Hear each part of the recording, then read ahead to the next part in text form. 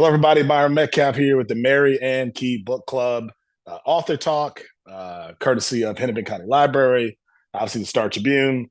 Friends of the Hennepin County Library, we have been having these conversations with local authors about books they've either worked on or they published recently. And our new guest is Shannon Gibney, who does literally everything. She's been a moderator with our panel. She's been a panelist. And she's written a number of books. She's a professor, a mother, an author, a speaker, everything. Shannon. Yeah. No, every time I look on like Facebook, you're in some town in some state. Like I like to keep people on their toes, yeah, It's sort of like, where's Waldo? Where's Shannon? yeah, At yeah. some point here, I will probably just sort of fall down, but we're not there yet. So I'm Well, not going out without a fight. well, Yeah. you've been doing some incredible work. I mean, your memoir, "The Girl I Am, Was, and Never Will Be," that is out. People should get this, read this. Really incredible structure. I think, like as a writer, um, just a really unique approach to a book about your life.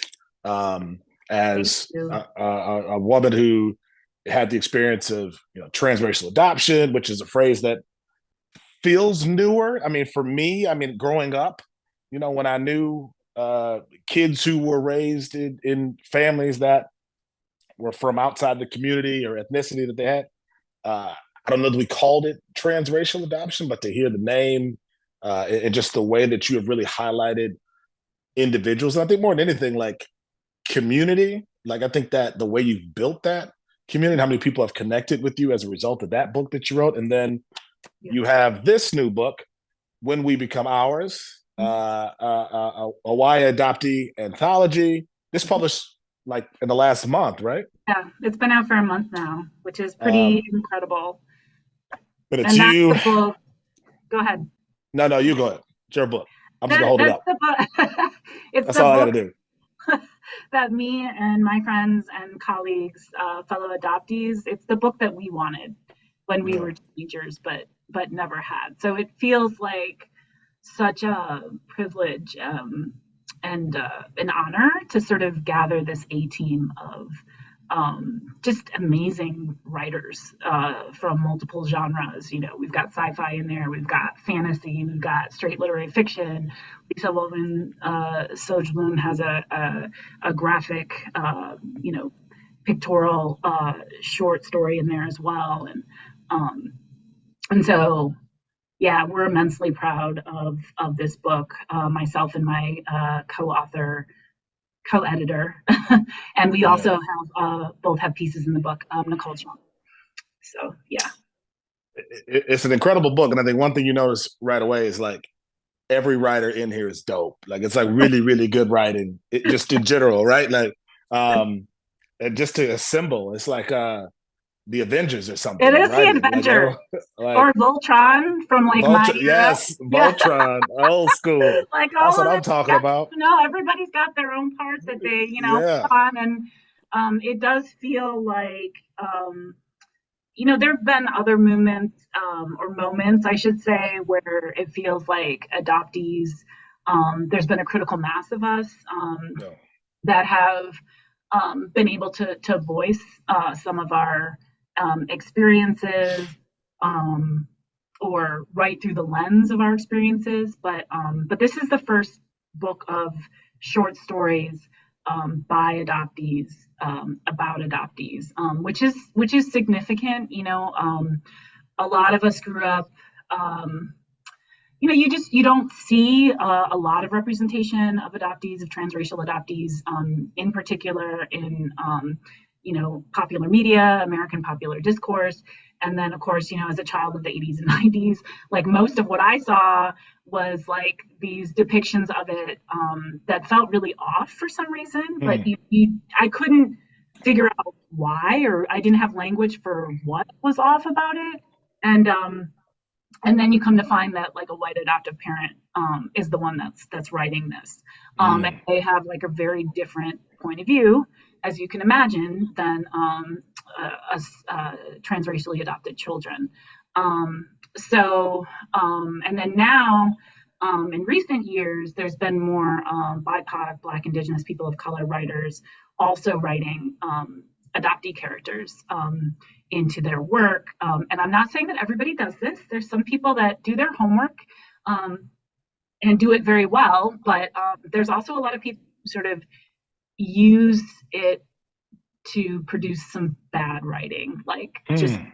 kind of like, oh, here's the characterization of this character. Yeah, The reason why they're like depressed is because they were adopted, right? Which is yeah, like the yeah. least interesting like thing that you can do with that part of the character's life. So I just think that the writers in this book are um, just pushing against a lot of genre boundaries. They're pushing again up against a lot of sort of like the dominant narratives of adoption. And just to be clear, there's a lot of stories in the book that aren't about adoption.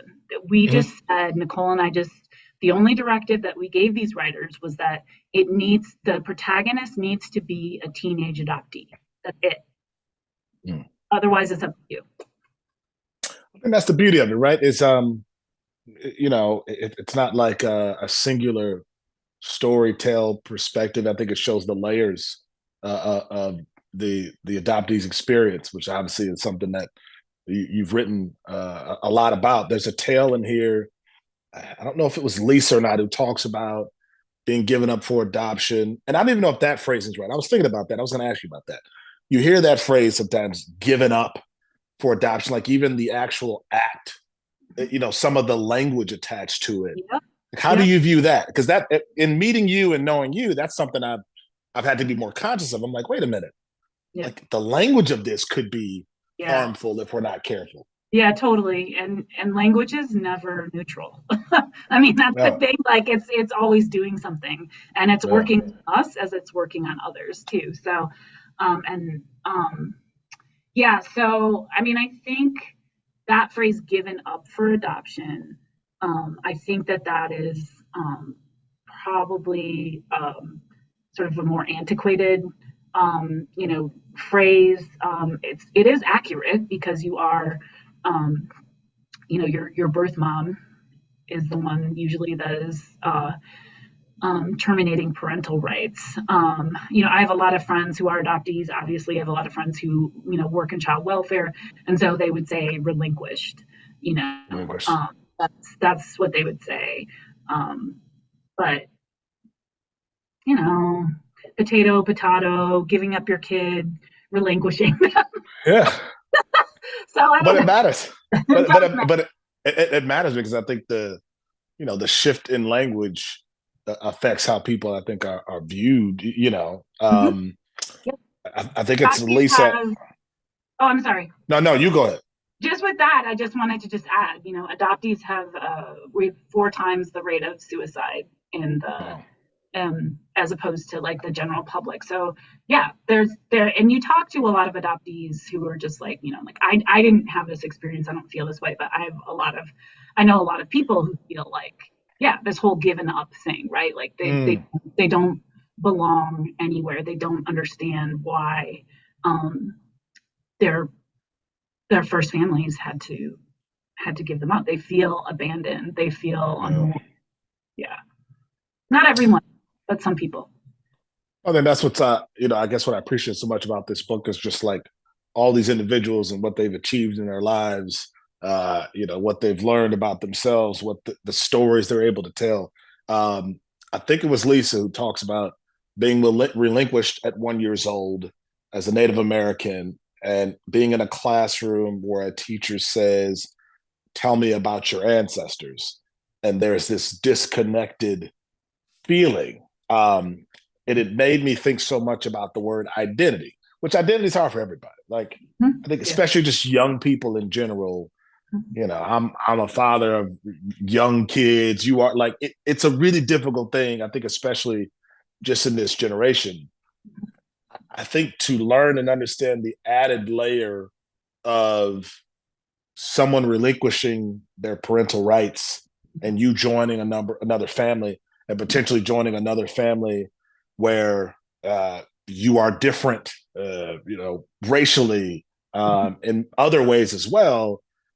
that I would think would add just a completely different element of that difficulty with identity that every person has to experience. But now you have to process this element as well. How important for you in both books, really? Like, how much did you think about? You said you're always it's the book you didn't have. Is this book as well for that teenager Yes, adoptee who is figuring that out? yes. I mean, I definitely think I don't necessarily think of audience consciously when I'm writing, but or editing, but I think definitely that's my first audience for these books is that girl I was, at 14, in this white family, and just was, how did I get here? Like, why? Yeah. Like, who are uh, my biological people, and does that even matter? How do I connect with this white family that I have, and how do I not? And I will say, the story that you're referencing is actually Susan Harness's Yeah. Shaw Dance. And so, um, the character in that story, and this is also connected to Susan's own experience and of many Native adoptees, that she doesn't know what nation or ethnicity she belongs in. Like, she just knows that Yeah. she's indigenous, which, anybody who knows, there's like 585 different Native nations, in this country. And I mean, they're all sovereign, they're all distinct, they all have. So to not even know that, right, is pretty devastating. Um, and you're right in this question of identity, right? Especially in adolescence is supercharged. Yeah. And so when you don't have a context, when you don't have a language, essentially you don't have a community to explore that with, and identity, it's like a two-way street. It's like a mirror, right? You can't Mm-hmm. see yourself until you see somebody else. And so if you don't have that, you could really feel like a freak, Yeah. which is what a lot of us felt um, in adolescence, right? And it's not to diminish, I mean, many people feel like freaks in adolescence, right? But it's just another layer. And I will say too,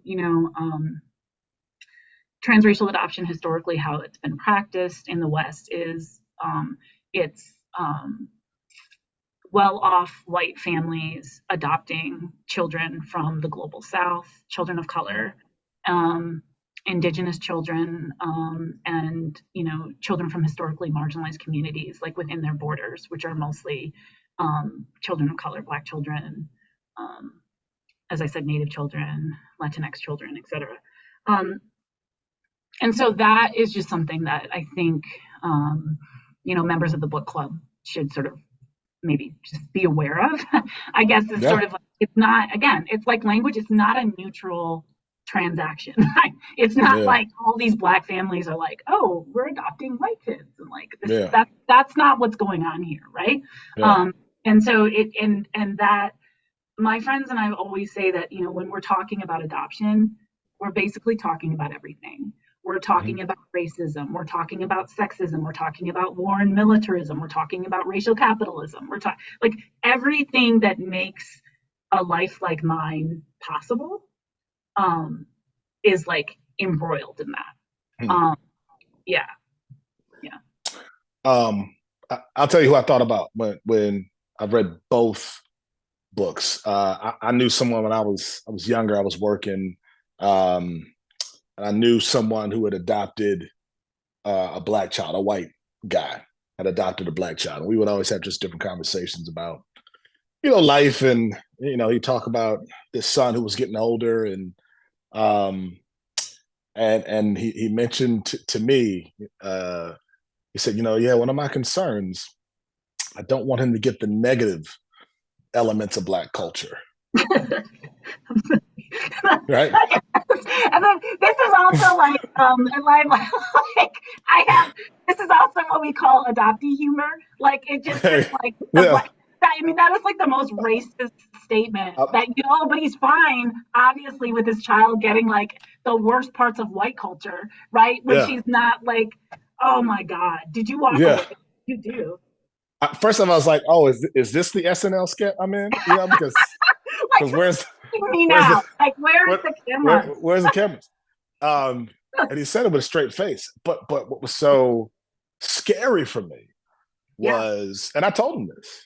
I was like, I can't imagine what that would mean for that young man if that's your thought, man. I told him straight up. I said, listen, you can't stop him from being black and experiencing elements that anyone who's not white in this country has to encounter. And I think, and I said, how dare you to say something like that and assume he's so offensive. culturally that you've elevated him. Now, I'm not saying that's the experience of everyone. I'm not saying that is what everyone endures, but in that particular case, it really made me concerned. And I thought about that young man who probably is a grown man right now, In therapy. um, and just wondering, yeah, like the voice, like someone like him who probably needs this. He probably needs this to understand. Because even though I'm someone who, if I met him, I never met him, I could relate to him as an African American, and I could talk to him about what it's like to be black. And hey, man, you drive through that neighborhood that time of night, cop pulls you over. I can tell you all those stories. I can't relate to him in terms of growing up as a transracial adoptee and this sense of someone expressing that culturally In your you are in a family. better place. In your Yes. family. I mean, this has to be underscored, right? And so, for example, like in The Girl I Am Was and Never Will Be, there's this reoccurring, I always say, at least right now, I mean, I'm working on weirder things, but that's the weirdest thing I've ever written. But Mm-hmm. there's this, there's these two timelines, and there's this reoccurring scene where the protagonist, who is me, and then also Aaron Powers, which was my name at birth that my birth mother gave me, are sitting at this dinner table with my white biological family. Um, and like they're basically, I mean, it's like I don't know if you would even say it's microaggressions, it's just aggressions. Yeah. They're being completely racist against basically the Latino workers that are fixing the roads in the area, and it's like my character is just like, I mean, it's like a train wreck. Like Mm. she doesn't know, and she's a child, right? Like, and Yeah. she's the only black person, the only person of color in that family. Mm. And so, what does that do to your psychology, right? And what's been so interesting, I always say, it's like you work on a book, and if you're lucky, like I have a really good editor, Andrew Carr, we've worked together for like 12 years. And so it's like, this is my third book with him, The Girl Is. And it's like, if you're really lucky, then, the book is yours and you're working on it with one person for, all this time. But then it goes out in the world and it's not yours anymore. Mm. And it's like a child, and it comes back to you, and it comes back to you different. I think it's a very beautiful process personally. I wish more writers would talk about that. Mm. And so what's been happening with that scene in The Girl is I've heard, Minnesota is like the capital, as a mixed race person, I can say this, of mixed blackness. It's Yeah. there's so many of us here, right? And there's a lot of, problematic, like overly romantic narratives also too about mixed raceness, right? That also mimic a lot of the dominant narratives about transracial adoption, Mm. right? Oh, like, oh, it's all unhappy. And it's like, no, I've been hearing from like all these mixed people who are like, and they always have to preface, right? I'm not an adoptee, okay? Mm.